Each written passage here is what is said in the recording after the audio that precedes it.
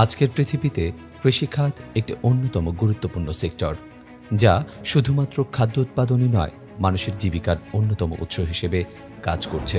কিন্তু পরিবর্তিত জলবায়ু, সীমিত সম্পদ এবং দ্রুত বর্ধনশীল জনসংখ্যার চাপে কৃষকরা আজও নানা চ্যালেঞ্জের সম্মুখীন। সমন্বিত খামার ব্যবস্থাপনা IFM কৃষকদের জন্য একটি সম্ভাবনাময় সমাধান, যা একসাথে কৃষি উৎপাদন, পশুপালন, মৎস্য চাষ এবং অন্যান্য কার্যক্রমকে মিশ্রিত করে কৃষকের আয় ও জীবিকা বৃদ্ধিতে গুরুত্বপূর্ণ ভূমিকা রাখে। বাংলাদেশ ধান গবেষণা ইনস্টিটিউটের রাইস ফার্মিং সিস্টেমস বিভাগ এই পদ্ধতিকে কৃষক সমাজে প্রচলন করতে কাজ করছে। ধান, মাছ, হাঁস মুরগি, সবজি, ফলমূল এবং পশুপালন সবকিছু একত্রিতভাবে ব্যবহারের মাধ্যমে কৃষকরা নিজের জীবিকা আরও লাভজনক, টেকসই এবং পরিবেশ বান্ধবভাবে পরিচালনা করতে সক্ষম হচ্ছে।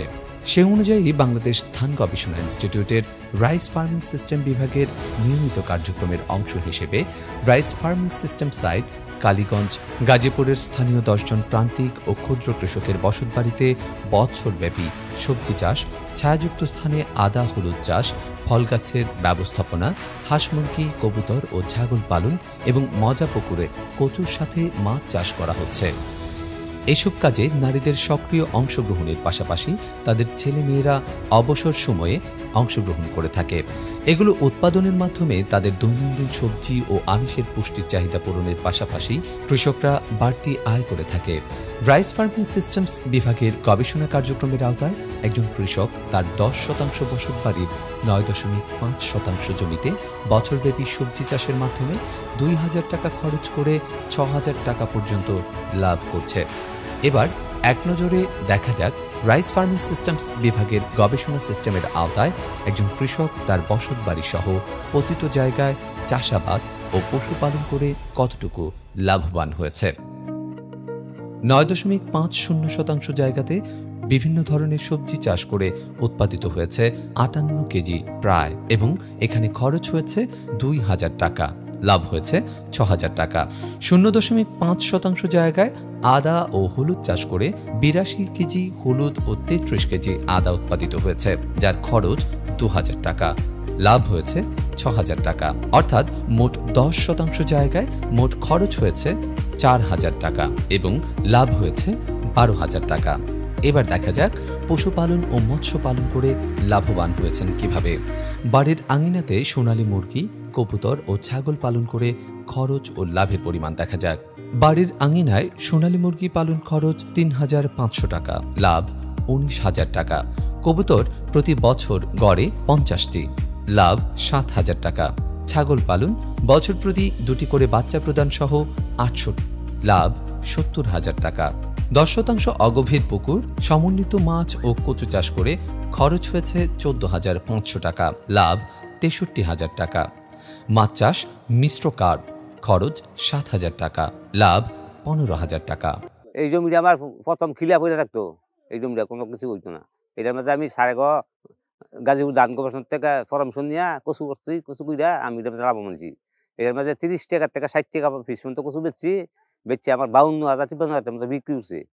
আবার মাছও চাষছি, মাছ চাইলে আমি মাছে লাভবান হয়েছি। আমার সংসার খাওয়া দাওয়া চলছে, দিচ্ছি, আমি আবার বিক্রিও করছি। আমার নাম শেফালি। স্বামীর পাশে আমি কৃষিকাজ সপ্তাহের লগে হেল্পার দিয়া কাম ইত্যা কইরা আমি লাভবান। লাল শাক কইরা, কফি কইরা, মরিচ কইরা, উশি করছি, সব কাজে করছি লগে লগে। কচু কইরা সব কইরা মুরুখ ফেললে আসলে আমি লাভবান। এছাড়াও স্থানীয় জনগণের মাঝে বিভিন্ন জাতের গাছের চারা, বিশেষ করে ফলদ গাছের চারা, আম, লিচু ইত্যাদি বিতরণ করে থাকে। এসব চারা বসতবাড়ির আঙিনা ও তার আশেপাশের ফাঁকা জায়গায় এবং ছোট বাগানে রোপণ করা হয়। এসব বাগানের মাঝে আন্তঃফসল হিসেবে তারা মৌসুমী সবজি ও আদা হলুদ মশলা আবাদ করে থাকে।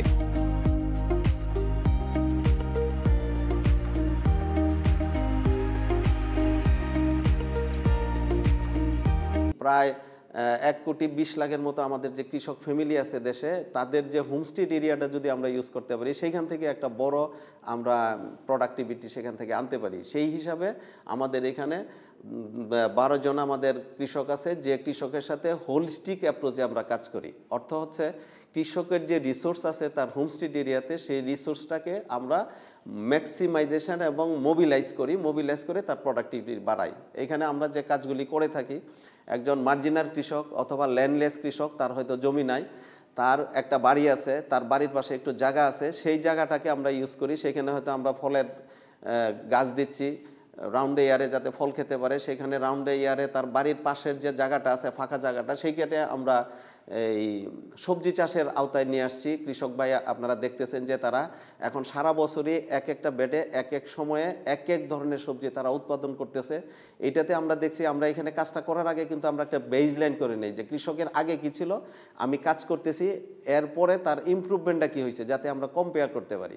তো সেইখান থেকে আমরা দেখতেছি যে তার টোটাল সবজির কনজামশনটা তার বাড়ছে, তার ডিস্ট্রিবিউশন বাড়ছে, অ্যাজ ওয়েল অ্যাজ তার কিছু কিছু বাড়তিটা লোকাল মার্কেটে এসে কিছু বিক্রি করে। এই শস্য বিন্যাসের উন্নয়নের জন্য প্রথমত বোরো এবং রূপা আমন ধানের মধ্যবর্তী সময়ে তেল জাতীয় ফসল যেমন সরিষা, সূর্যমুখী চাষ করে কৃষকরা লাভবান হতে পারে। সরিষা ও সূর্যমুখী সম্পর্কে তিনি বলেন, প্রতি বছর প্রায় 2.3 থেকে 2.4 মিলিয়ন টন ভোজ্য তেল আমাদের আমদানি করতে হয়। এতে প্রচুর বৈদেশিক মুদ্রা ব্যয় হয়। আমরা আগে 28-29 ধান করতাম, ফলন খুব কম পাইছি। তো B92 ধান গবেষণাতে পাইয়া আমরা খুব লাভবান। প্রতি বছর ভাত খাইতে ভালো লাগে, সকাল পাক করলে বিকাল পর্যন্ত খাওয়া যায়। আপনার এই জমিন আগে আপনার এই ইরি চাষ করতাম আর আপনার আমন করতাম। এই ফাঁক দিয়ে আপনার এই সরষা, এই ফাঁক দিয়ে ফলনটা আমরা পাইতে পারতেছি, আপনার টাকাও পাইতেছি, নিজে তেলও খাইতেছি, লাভবান আমরা, বুঝছেন। আগে জমি খিরা ছিল, এই জমিন আপনার ফরিদপুরে আছিল, মানে আপনার সরকারি এই ধান ফসল করি, এই ফসল ফাঁক দা আমরা সরষা করতেছি। থাকতো ইনশাল্লাহ আমরা এই জমিনে সরষার তেল খাইতেছি 4 বছর ধরে, ইনশাল্লাহ ভালো আছি, আলহামদুলিল্লাহ।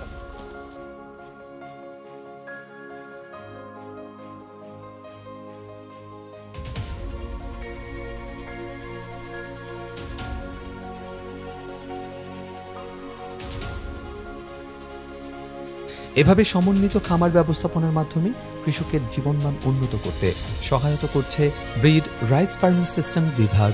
নতুন প্রযুক্তির মাধ্যমে কৃষকদের আয়ের উৎস সৃষ্টি করছে এবং দেশের ভবিষ্যৎকে উজ্জ্বল করতে সহায়ক ভূমিকা পালন করছে।